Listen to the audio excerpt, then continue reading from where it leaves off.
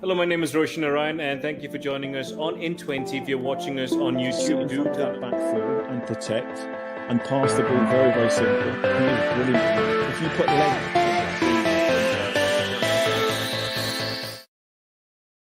Let's get straight into it, Danny. On our last show, you mentioned that you were the commentator during your Champions League coverage, and you got into an argument over the pronunciation of a certain player. It was Haaland, correct? And you sorted it how again? Well, I just thought, I'll go straight to the horse's mouth, as it were. So I just rang his dad, had a chat with Alfie. Thought, Alfie speaks obviously perfect English. Lived in this country. Erling he was born in this country. He was born in Leeds, and I just said, how do you pronounce your name? And that was it. Argument over. Okay, this is the audio file he sent you, correct? Yeah, it was. Yeah, because we were having a little bit to and fro on the text message. And he was like, "Look, there's no O in it, there's no R. It's this, that." And in the end, he just sent me a voice message, which was brilliant. Okay, let's hear the voice message if you don't mind, because this is straight from the horse's mouth, as you said. Yeah. Yeah. This is from Alpha. Yeah. Okay, let's play it, please, if you can, my friend. We're just waiting for it to load. And he scores again. One more time. It's Haaland, and he scores again. Right. You're not lying, right? It's not like Dominic Matthew or somebody else who sent that file to you, right? Okay, so if it is Haaland, I mean, how was his father as a character? But it was always Alfie Inge Haaland. That's what he was known at Leeds. That was it. That's what it was. And I think he said, there's no. The problem is, I think UEFA have this strange sort of thing because they want to. A uniformity across the world, whatever it might be. It's like, when we were in Brazil, you got the Brazil shirt on.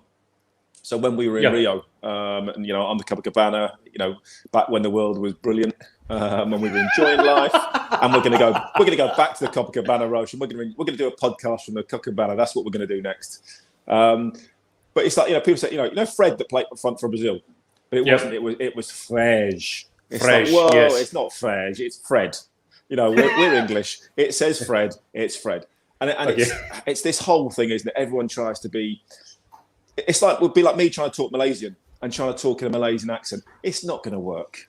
You have to just accept sometimes that I speak English. I sound English. I'm going to pronounce English. What was his father like, by the way? Alfie was a great lad. Alfie was superb. He was at Leeds when I first went there for a couple of seasons. But no, he was great, very, very fit. Obviously was part of sort of integral to bringing Eric Bakker over at that time as well. They're very, very good friends. They're close, obviously, two Norwegian lads. Yeah, very, very fit. Good player. Different to his tall, still tall, but gangly, quite thin. Quite skinny. Obviously, Erland is a lot thicker set. He's a brute, for want to excuse the pun. Yeah.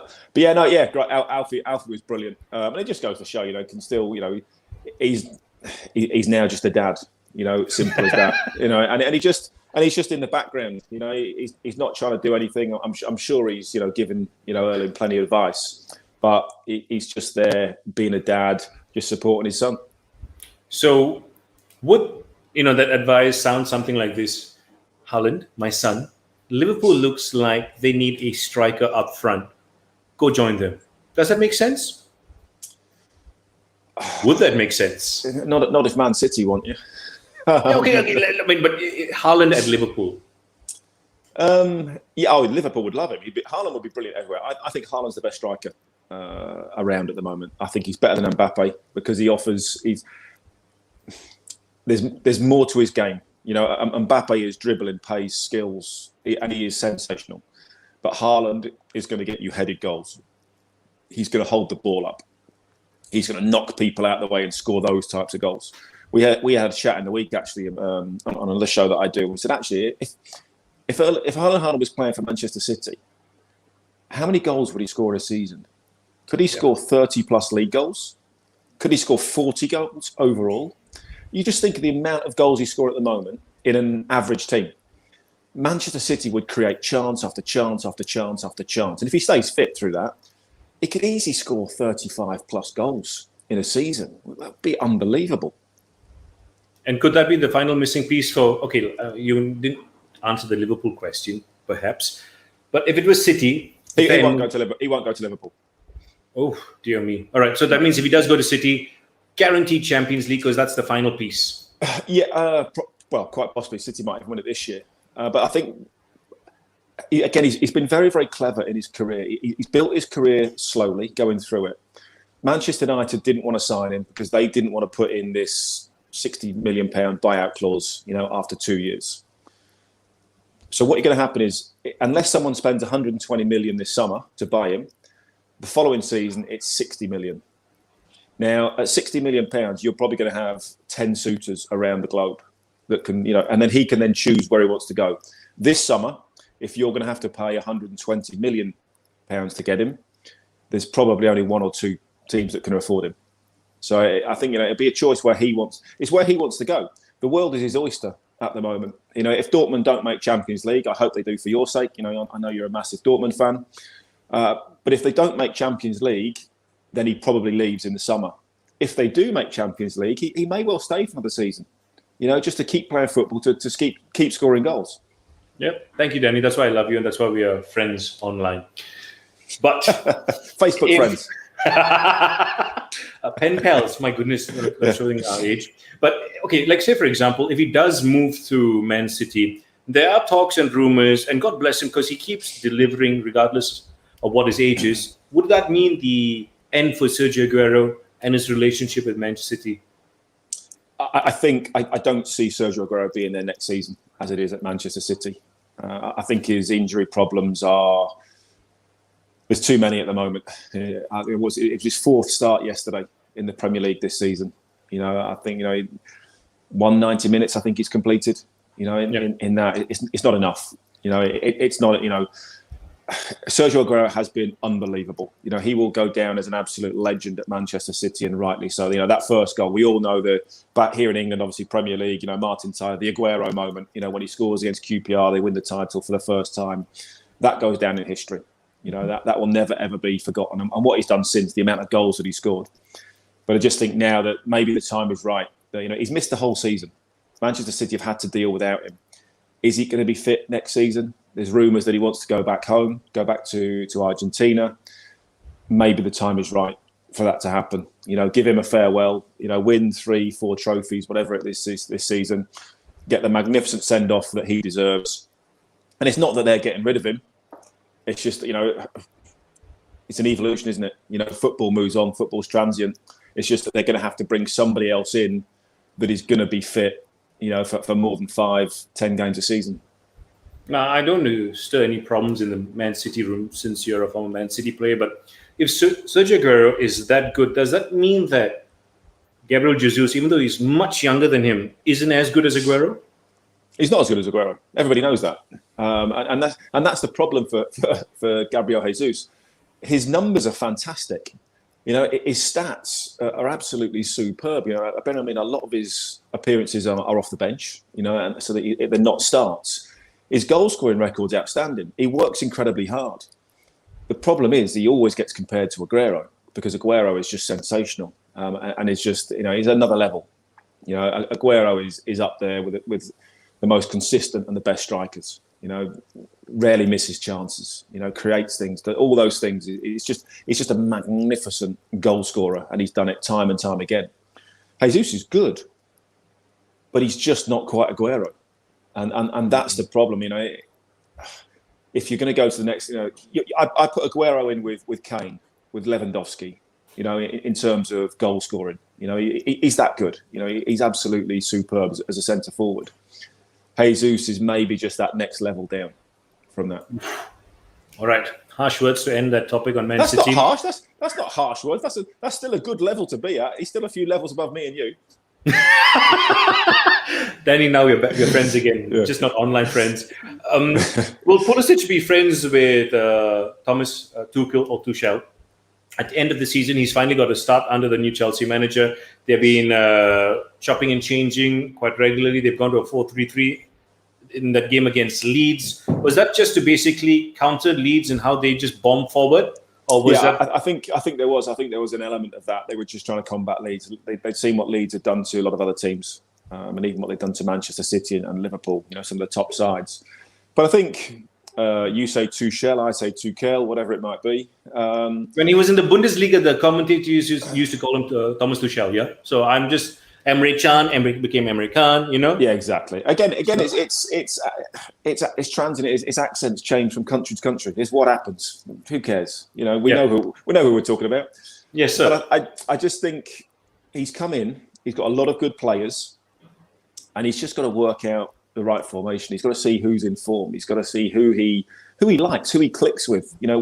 How that chemistry works in amongst the team. Who plays well with who? Who understands who's going better than maybe somebody else. And this is what football at the top level is all about. It's putting that jigsaw together, in the right way to make it fit perfectly. And, with a club like Chelsea, Manchester City, Liverpool, you've got lots of spare pieces to the jigsaw. So, you've got to pick the right ones to make it work and make it fit. So I think, that's he's still going through that phase at the moment. And it might take him till the summer. And he might be thinking, okay, I want to get... These are good players, but they don't quite fit into the way that I play. And we've seen that with other great managers. Guardiola's done that. He's brought in players, not for me, doesn't work. Doesn't mean they're not good players. Just doesn't mean that they don't fit into the manager's idea of the way he wants to play. So how Yaya Toure found himself on the wrong end of Guardiola's tactics, will Christian Pulisic be similar natured with Chelsea? Yeah, maybe so, because you've got to look, you've got lots of players in those positions. Where's Kai Havertz? Where's his position going to be? Where's Timo Werner's position going to be? You've got Callum Hudson-Odoi in that situation, Mason Mount. You've got lots of players in and around those sort of areas. Thinking, well, where does... Pulisic is a fantastic player, and he's got an awful lot to offer. But also, the managers... There's a point where they've got to balance the books. And if you're thinking, well, I've got a player that's worth, I don't know, 50, 60, 70 million, whatever he might be, and he's sat on the bench, and he's knocking on my door, I want to be playing. And then sometimes you just have to... You can't have 50 players in a squad, can you? You've got to balance it out, at some point, and you've got to make it work in that way. So, that's why good players often move. It's not because they're bad players, that they just don't fit into the way the manager wants to play. Now, you've been a big fan of Mason Mount. Has he gotten better under his new manager? I don't know if he's got better. I think maybe he's a little bit more appreciated. There was always it was labelled as like he was a favourite of Frank Lampard, maybe because of the Derby connection. It was a bit, and it was wrong, if I'm honest. But you know what it's like in the media. Mud sticks. The moment you say something, that's it. It's very, very difficult to shake off a tag. No matter what it is. It's very, very tough. He works hard. He's consistent. He's adding goals to his game. When you look at the young players of his age, is he probably the most consistent out there? I would say he is. Yeah. We see Marcus Rashford have great games, but then we see him go missing from time to time. He's very, very up and down. You very rarely see that from Mason Mount, and that's very unusual from a young player, high-profile player as well, that's playing week in, week out. He's got a very old head on young shoulders. He plays with a lot of experience, and he plays with a consistency level beyond his years. And would the key word be reliable as well? You can trust him. Exactly. And so when a manager comes in, they always go, we go back to the old guard. We're bringing the old players. Why? Because you know what you're going to do. You know the consistency. They're going to be 6.5, 7 out of 10, job done. You chuck a youngster in, you might get a 9 out of 10, you might get a 2 out of 10. You just don't know. It's like anything. It's experience, isn't it? And that's why you go to reliable. You stick to what you know. And that's why I think, Mason Mount has managed to find that, in his early 20s, which is an exceptional skill in itself. An exceptional skill in itself would be an old school manager running everything through and through from top to bottom, yeah? And would that, terminology be used to describe what Chris Wilder was? And beginning of the end for these old school kind of managers? And you have to look how quickly that has moved from being in, League One, going through the divisions very, very quickly. League One, he was probably washing the kit and doing everything. It was all-encompassing job. It didn't have the staff, it didn't have, analysts and fitness staff. It would have all been on him. Scouting would have been on him. All those types of things. And suddenly you move through the league, and suddenly you've got analysts and sports scientists and other coaches and all these types of things that come with it.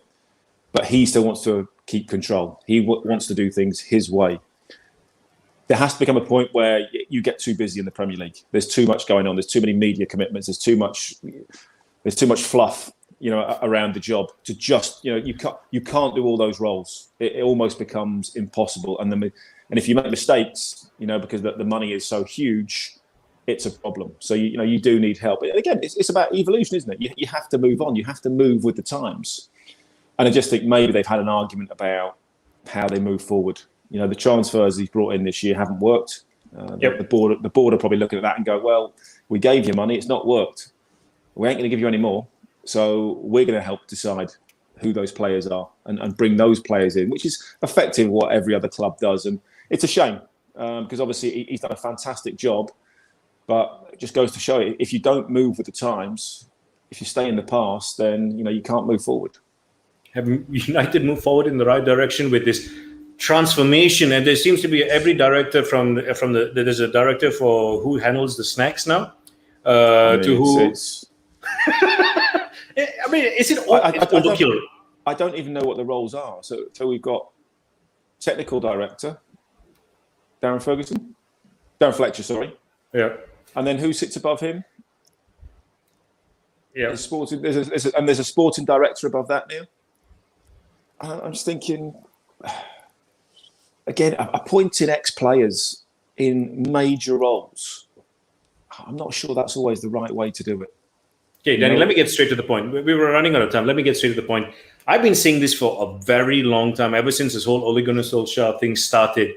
Is it finally time to say that we have proof that Sir Alex Ferguson is back in that club, pulling the strings, from behind the curtains? Because listen, Ole Gunnar Solskjaer, okay, fair enough. Mike Phelan's back. Nicky Butt is back. His son, Darren, is back at the club as well. That's what Roy Keane said, not me. Come on, man. I mean, it has to be this where there's smoke, there's fire. Well, I think Manchester United have realised that it's not working, and their transfer policy has been really, really poor, and they've had to address that. But again, it's a little bit like jobs for the boys, I think, at the moment, and that doesn't work. If you're CEO of a global company, surely you go out and get the best person on the planet. You go and scout every single other business. You get people with experience that have been there, seen it, done it. This is not a startup company where you're getting what you can.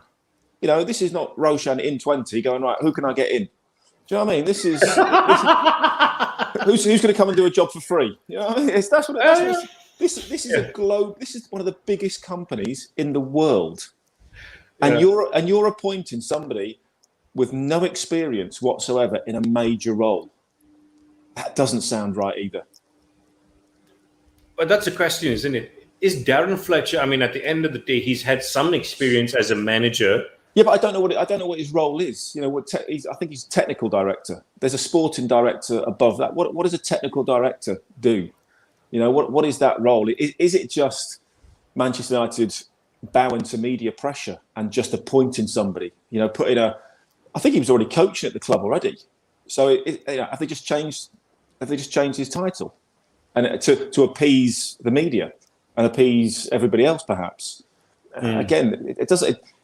It's not like you've gone out and gone, right. Okay, we've identified Van der Sar or Marcel Brands or Karl-Heinz Rummenigge, whoever it might be, and gone, right. Okay, this is the best technical director. This is the best sporting director that we've seen. Boom, there you go. Get him in. Similar to what Chelsea did with Kenyon, right? They brought him across from United. Yeah, of course they did. And there's lots of sporting directors out there, that have been sporting directors for 20, 30 years. Why would you not bring one of those into the biggest club in the world? Why not? Why just promote one of your coaches? It just doesn't seem quite right. All right, Danny. It's been an absolute pleasure, my friend. Thank you very much. Thanks for doing this for free, of course, because there's nothing but love online. Exactly. Isn't it? What? That is not a heart. That looks like you need a new heart. It's something like this. I'm not very good at this. I'm not very good at this stuff. Is that right? I don't know. This is the Korean version for a heart transplant. I'm just kidding. It's a bad joke. Danny, it's a pleasure. I'll see you next week. Don't forget to catch all the highlights on our Facebook, Twitter, and Facebook page. Till the next time, take care.